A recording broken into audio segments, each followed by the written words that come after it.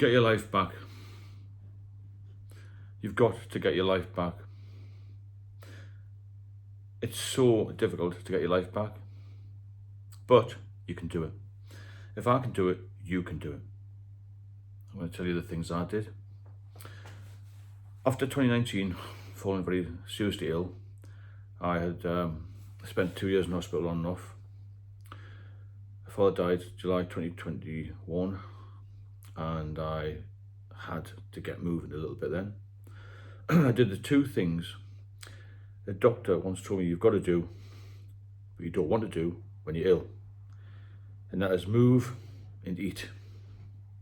Now, for 2 years I've been in and out of hospital, used a wheelchair, so I thought I've got to get moving, I've got to eat the right food. So I was living with my mother at the time, obviously after my dad died, and couldn't go back to my own flat.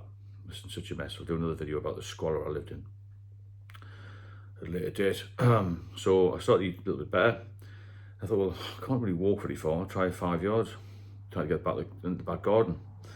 And I built on that every day, and I spoke to the consultant. I was still going into the hospital every couple of weeks to see the consultant for a checkup, and she said, just keep moving, keep doing 10 yards and do 15, then do 20. And there's a post box behind where my mother lived. It's about 200 yards. I said, my goal for this month is to get that post box.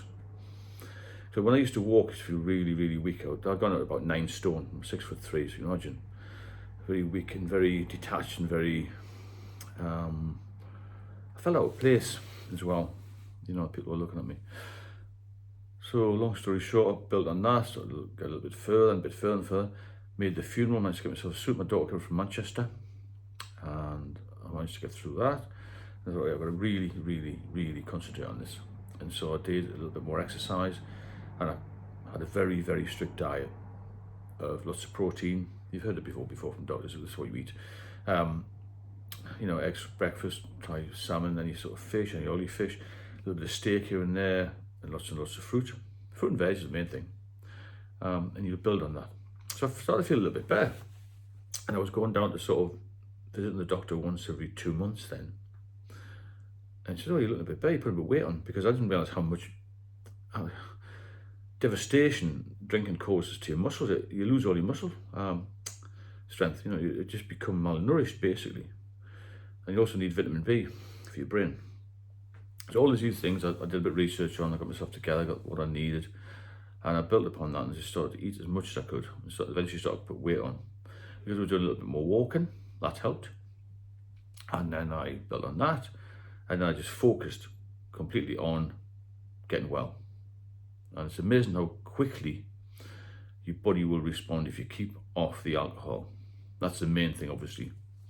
And maybe don't have too much sugar. So be sensible with that all. And moving on from that, I managed to get back into my own flat, and I felt a bit strange there because, you know, I had to get the whole thing gutted and redecorated, because the state the flat was in when I was drinking was, well, mind-blowing, to be fair. And I got that sorted, eventually started to go out a little bit more, and I got my daughter to take me to a hotel, not too far away. And I stayed there for one night. That was a massive goal for me. One night on my own, and I coped, you know.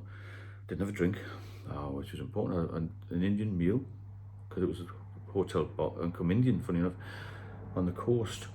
I've cracked this. I've done one day on my own, I feel all right. I didn't leave the hotel.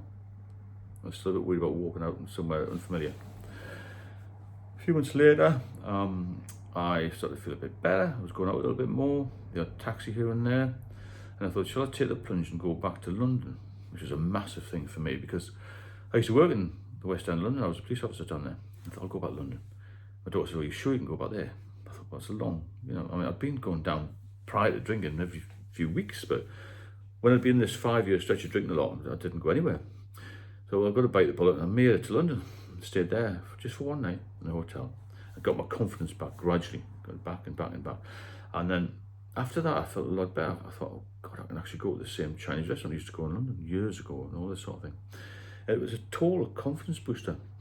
So when you get off the drink, you've got to try and pull yourself around, because it completely destroyed my life.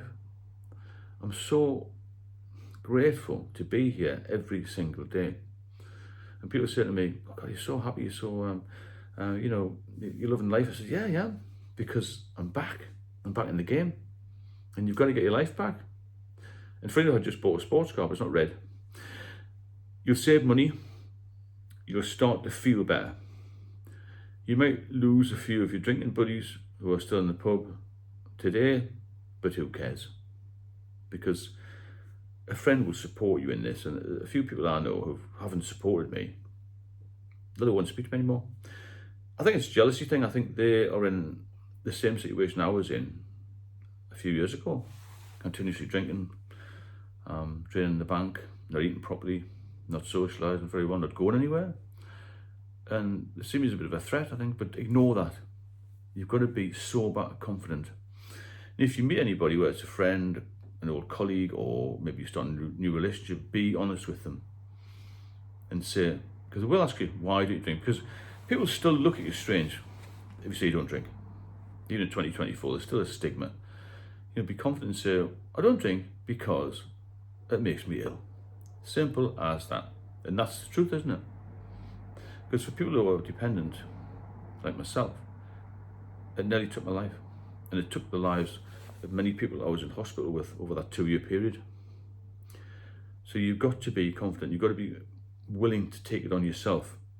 Because only you can stop. It doesn't matter what people say to you. Whether it's your parents, your children, your friends, your colleagues, your doctor. They'll all say, you know, cut down the drink. Stop drinking. But you've got to want to do it. You've got to have a reason. You've got to have an incentive to stop for life. Again, don't take this as, oh my God, I've got to stop for life. Take one day at a time. And your body will repair itself. It'll be so much better for you. You'll start to sleep better, feel better, eat better, exercise more. I do a few short videos about going to the gym. Now, I used to go to the gym when I was young and fit, and I lost it when I was drinking. Get in there. Go for a walk if you don't want to go to the gym. Do something and do what that doctor said. Eat and move. Don't just sit there feeling sorry for yourself. It would be easy for you to say, oh God, all my lads I used to drink with are perfectly all right now. They've got no issues. And I had issues. Why? That I've been picked on. Don't think like that. Think positive and think, I'm going to get out of this. I'm going to be, you know, positive. I'm going to move forward. I'm going to get myself maybe a new partner or whatever you want to do. Go on holiday, branch out a little bit. The money you save is incredible. Put some money into an investment fund. After your kids, the positives are massive. There's nothing good about alcohol. There's no positive thing I can think about alcohol. It's fun when you're young, to a degree, but it'll catch up with you. Even going back when I was 20, 25, 30, I still got hangovers. Small term gain for long term pain. And somebody said to me today, and it's a brilliant quote, the juice is not worth the squeeze. Brilliant, that, isn't it? If you benefit from the channel, please subscribe, and I'll speak to you all soon. Have a great weekend.